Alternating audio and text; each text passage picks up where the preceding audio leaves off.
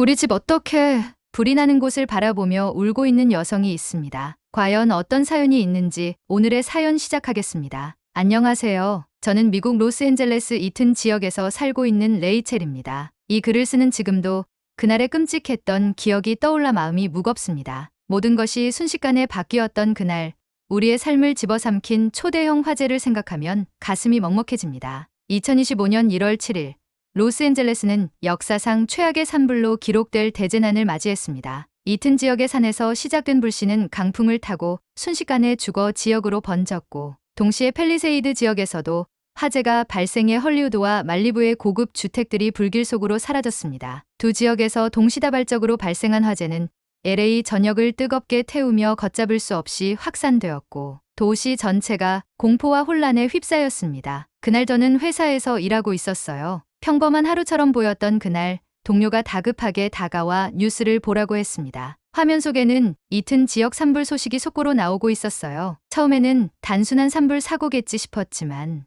몇 시간도 채 지나지 않아 불길은 주택가로 빠르게 번지고 있었습니다. 기자들은 강한 바람으로 인해 불길이 걷잡을 수 없이 커지고 있으며 이미 여러 주택이 전소되었다고 보도했습니다. 제가 사는 동네도 곧 불길에 휩싸일 것이라는 이야기를 듣고 나서야 이 일이 얼마나 심각한 상황인지 깨달았어요. 저는 집으로 가기 위해 서둘렀지만 이미 모든 도로가 통제된 상태였습니다. 뉴스는 계속해서 긴박한 상황을 보도하고 있었고, 집으로 연결된 도로 주변의 지역들은 전소될 가능성이 크다고 말했습니다. 모든 것이 무너져 내리는 듯한 느낌이었어요. 제가 할 수 있는 것은 기도뿐이었습니다. 우리 집만은 무사하길. 그렇게 속으로 몇 번이나 기도했는지 모르겠습니다. 하지만 화면 속에서 점점 더 커지는 불길과 잿더미로 변한 주택들을 보면서 점차 희망이 사라지는 것을 느꼈어요. 이 재난은 단순한 우연이나 사고로 발생한 것이 아니었습니다. 캘리포니아는 오랜 가뭄으로 인해 화재 위험이 극도로 높아진 상태였습니다. 2024년에는 강수량이 0.2%에 불과할 정도로 비가 거의 내리지 않았어요.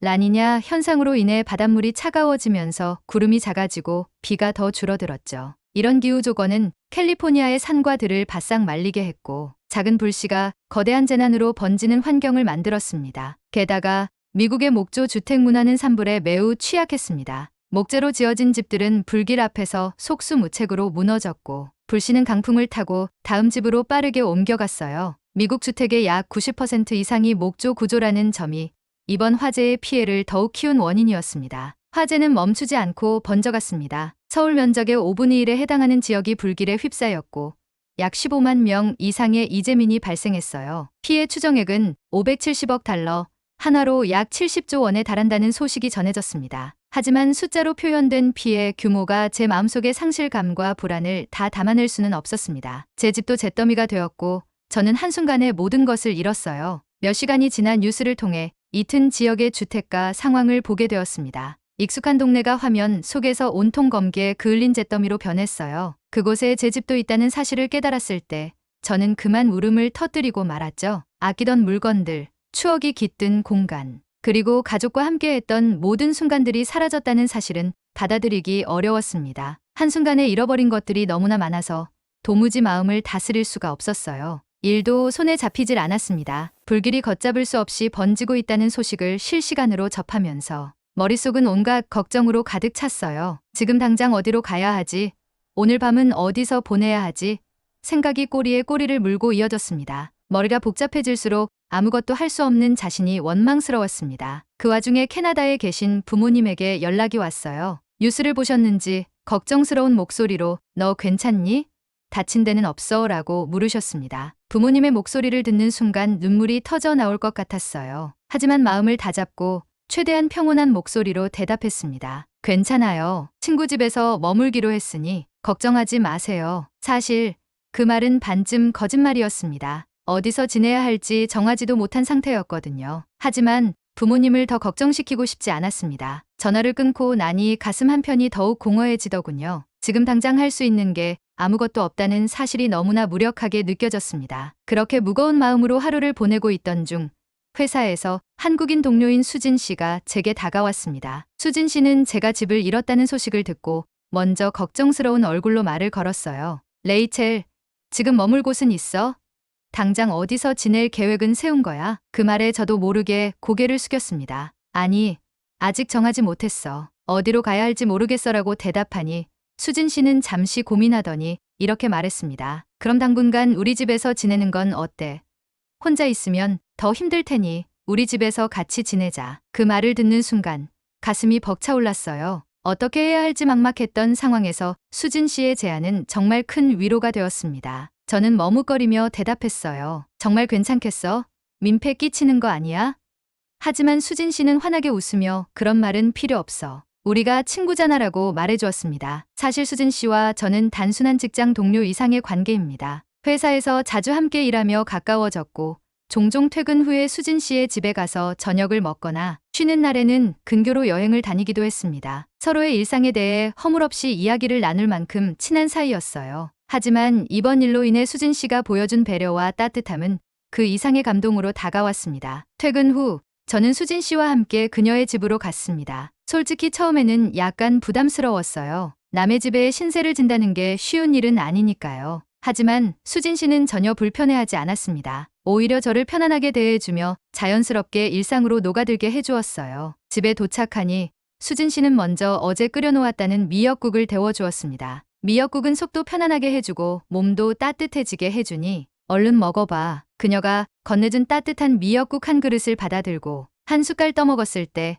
정말 마음 깊은 곳에서부터 위로받는 기분이 들었어요. 미역국 특유의 고소하고 담백한 맛이 입안에 퍼지면서 그동안 느꼈던 슬픔과 불안함이 잠시나마 사라지는 듯 했습니다. 정말 고마워, 수진 씨. 내가 아니었으면 나 정말 어쩔 뻔했는지 몰라. 수진 씨는 웃으며 말했어요. 너무 부담 갖지 마. 힘든 순간에 서로 돕는 게 친구 아니겠어? 그날 밤 저는 수진 씨의 집에서 따뜻한 미역국을 먹고 편안한 잠자리를 마련해준 덕분에 오랜만에 깊이 잠들 수 있었습니다. 집을 잃었다는 현실은 여전히 아프게 다가왔지만 누군가의 도움과 배려로 다시 한 발 나아갈 용기를 얻을 수 있었습니다. 이후로도 수진 씨는 제가 안정감을 되찾을 수 있도록 많은 도움을 주었어요. 아침이면 따뜻한 차를 건네주고 퇴근 후에는 함께 식사를 하며 대화를 나누는 시간들이 쌓여갔습니다. 하루하루가 지날수록 저는 조금씩 일상으로 돌아갈 힘을 되찾았습니다. 이번 일을 겪으며 저는 깨달았습니다. 힘든 순간에 가장 큰 위로는 누군가의 따뜻한 마음이라는 것을요. 그리고 그 마음은 단순한 말 한마디나 작은 행동에서도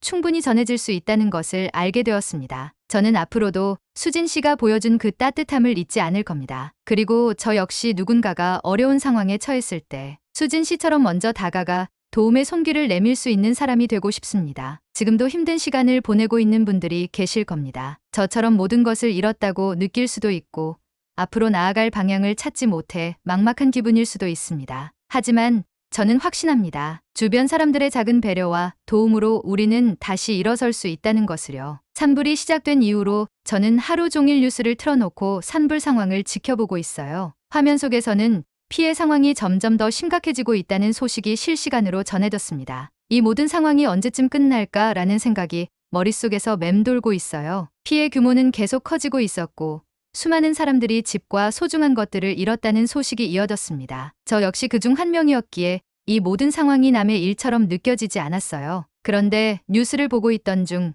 마음을 더욱 무겁게 만드는 소식을 접했습니다. 대피한 집과 상점들을 노려 빈집이나 상점을 약탈하는 사람들이 있다는 이야기였어요. 산불로 인해 이미 삶이 송두리째 무너진 피해자들에게 이런 약탈 소식은 또 다른 상처를 남길 뿐이었습니다. 모두가 힘을 모아야 할 상황에서 일부 사람들이 자신의 이익을 위해 행동하고 있다는 사실은 너무나 안타까웠습니다. 이미 화재로 인해 모든 것을 잃은 상황에서 이런 소식들은 희망을 더 무겁게 짓누르는 것 같았어요. 저는 입을 옷, 사용할 세면 도구조차 없이 집을 떠나야 했기에 우선 가장 필요한 것들만 사기로 했습니다. 집이 모두 사라졌다는 사실을 아직 완전히 받아들이지 못한 상태에서 제가 당장 무엇을 해야 할지조차 명확하지 않았어요. 그래서 작은 메모지에 기본적으로 필요한 물건들을 적어 수진 씨와 함께 한인타운으로 향했습니다. 한인타운은 로스앤젤레스에서 한국 문화를 가장 많이 느낄 수 있는 곳으로 제가 종종 방문했던 곳입니다. 평소 같았다면 마음이 편안해지는 익숙한 공간으로 느껴졌겠지만 이날은 한인타운에서도 재난의 여파가 고스란히 느껴졌습니다. 대피민들의 모습, 불안에 휩싸인 분위기, 그리고 곳곳에서 자발적으로 돕는 사람들의 손길들이 모든 것을 말해주고 있었습니다. 수진 씨와 저는 먼저 한인마트로 향했습니다. 쇼핑 목록을 손에 들고 꼭 필요한 것들만 사기로 했습니다. 메모지에 적힌 몇 가지 물건들을 보며 저는 계속해서 정말 이게 다일까라는 생각을 했어요. 평소에는 당연하게 여겼던 옷가지들, 침대 위에 놓여 있던 담요, 서랍 속의 소중한 물건들이 한순간에 사라졌다는 사실을 아직 실감할 수 없었습니다. 마트에 도착했을 때 저는 조금은 특별한 광경을 보게 되었어요. 계산대 앞에는 생필품을 구매하려는 사람들로 북적였고 입구에는 여러 대의 커다란 트럭들이 줄지어 서 있었습니다. 처음에는 물건을 마트로 들여오기 위한 트럭인 줄 알았지만 자세히 보니 그게 아니었습니다. 트럭들은 물건을 마트로 옮기는 것이 아니라 마트에서 트럭으로 물건을 싣고 있었어요. 궁금한 마음에 제가 저 트럭은 어디로 가는 거야? 라고 묻자 수진 씨는 바로 대답해 주었습니다. 대피소로 보내는 물품들이야. 마스크, 담요, 라면, 생수 같은 것들을 싣고 있더라고. 요즘 한인타운에서 대피민들을 돕고 있대. 그녀의 대답에 저는 가슴이 찡해졌어요. 모두가 힘든 상황에서도 누군가를 돕기 위해 애쓰는 사람들이 있다는 사실은 저에게 큰 감동을 주었습니다. 뿐만 아니라 수진 씨는 한식당들도 소방관과 대피민들에게 무료로 음식을 제공하고 있대. 이렇게 힘든 시기일수록 서로 돕는 게 정말 중요한 것 같아. 라고 말했어요. 이 말에 저는 눈시울이 뜨거워졌습니다. 약탈 같은 부정적인 소식들로 인해 무너졌던 제 마음속에 한인타운 사람들의 선행은 다시 희망의 씨앗을 심어주는 듯했습니다. 마트 직원들이 대피소로 보낼 물건들을 트럭에 실으며 바쁘게 움직이는 모습, 한식당들이 자발적으로 음식과 도움을 나누는 모습, 그리고 그 과정에서 나온 이 물건들이 조금이라도 도움이 되었으면 좋겠습니다. 라는 한마디는 제게 깊은 울림을 주었습니다. 저는 이 광경을 보며 처음으로 스스로에게 물어보았어요. 나는 지금 무엇을 하고 있지? 내가 할 수 있는 건 없을까? 마트를 나와 길을 걷는 동안 수진 씨와 많은 이야기를 나눴습니다. 그녀는 이런 재난 상황에서는 서로 돕는 게 당연하다고 생각해. 지금 같은 시기에 우리에게 필요한 건 더 많은 연대와 배려야. 라고 말했어요. 그녀의 목소리에는 확신과 따뜻함이 담겨 있었습니다. 저는 그녀의 말에 고개를 끄덕이며 한인타운에서 본 광경들이 얼마나 큰 위로가 되었는지 이야기했습니다. 대피민들에게 필요한 물품을 트럭에 싣고 무료 음식을 제공하는 사람들의 모습은 단순히 물질적인 도움을 넘어선 위로와 희망을 전달하고 있었습니다. 저는 그런 모습에서 절망 속에서도 희망을 만들어내는 사람들의 따뜻함을 느낄 수 있었어요. 그들의 행동은 저에게 모든 것을 잃었다고 끝난 게 아니야. 다시 시작할 수 있어. 라는 메시지를 전하고 있었습니다. 그날 저는 수진 씨와 함께 필요한 물건들을 사면서도 한인타운 사람들의 선행과 배려를 보며 마음이 따뜻해졌습니다. 물론 잃어버린 집과 물건들을 떠올리면 여전히 마음 한구석이 아프고 무거웠지만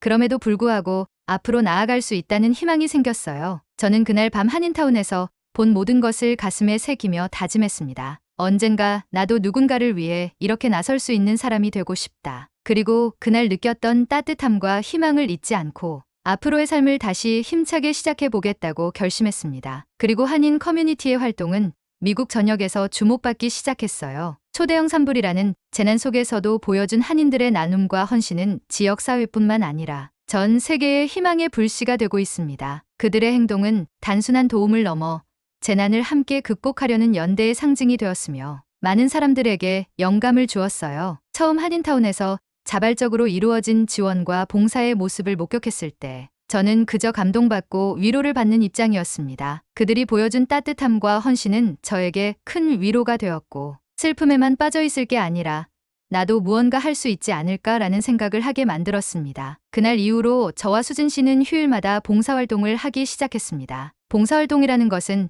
특별한 사람들만 하는 일이라고 생각했던 제게 작은 행동 하나가 큰 변화를 만들 수 있다는 사실을 직접 체험할 수 있는 시간이었어요. 우리가 하는 일은 아주 단순한 것들이었습니다. 대피소에서 물품을 정리하거나 음식을 나누고 소방관들과 대피민들에게 필요한 물품을 전달하는 일이 대부분이었어요. 처음에는 이런 작은 일들이 무슨 의미가 있을까 싶었지만 시간이 지날수록 깨닫게 되었습니다. 작은 행동 하나하나가 모여 큰 희망이 된다는 것을요. 라면 한 박스를 나르고 물병 몇 개를 나르는 일이 언뜻 보기에는 보잘것없어 보일지 몰라도 그것이 누군가에게는 하루를 버틸 수 있는 힘이 되고 새로운 시작을 위한 작은 발판이 될 수 있었습니다. 봉사활동을 점점 하면서 느낀 것은 누군가를 돕는 일은 거창할 필요가 없다는 것이었습니다. 처음에는 저 역시 봉사를 위해 대단한 기술이나 능력이 필요할 거라고 생각했지만 실상은 그렇지 않았습니다. 도움은 아주 사소한 것부터 시작할 수 있습니다. 누구나 할 수 있는 일, 예를 들어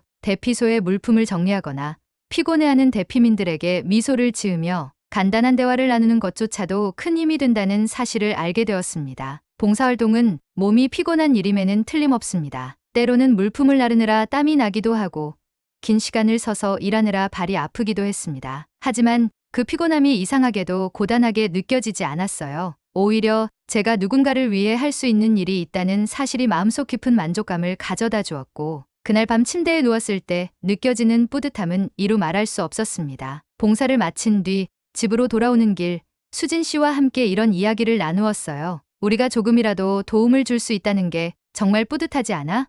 수진 씨는 미소를 지으며 고개를 끄덕였고, 저도 그 순간의 행복을 온전히 느낄 수 있었습니다. 봉사활동을 하면서 가장 기억에 남는 순간 중 하나는 대피소에서 만난 한 어린아이가 저희에게 다가와 고맙습니다 라고 말했던 일이었어요. 그 아이의 눈망울에는 두려움과 슬픔이 담겨 있었지만 그 속에서도 작은 희망이 보였습니다. 그 한마디가 제게 얼마나 큰 감동과 힘을 주었는지 모릅니다. 저는 그날을 잊지 못할 것입니다. 이제는 저 자신이 조금은 대견하기도 하고 자랑스럽다는 생각이 듭니다. 이전에는 단순히 도움을 받는 입장이었던 제가 이제는 누군가를 돕는 사람이 되었다는 사실이 제게 큰 의미로 다가옵니다. 물론 여전히 배울 점도 많고 저의 행동이 세상을 얼마나 바꿀 수 있을지는 모르겠지만 그럼에도 불구하고 작은 시작이 모여 큰 변화를 만들 수 있다는 믿음이 생겼습니다. 이 경험들은 저에게 새로운 다짐을 하게 만들었습니다. 이런 마음을 영원히 간직하며 살자 라는 다짐입니다. 세상이 아무리 힘들고 어려운 상황에 처하더라도 인간의 따뜻함과 나눔은 우리가 앞으로 나아갈 수 있는 힘이 된다는 것을 배웠습니다. 그리고 그 따뜻함은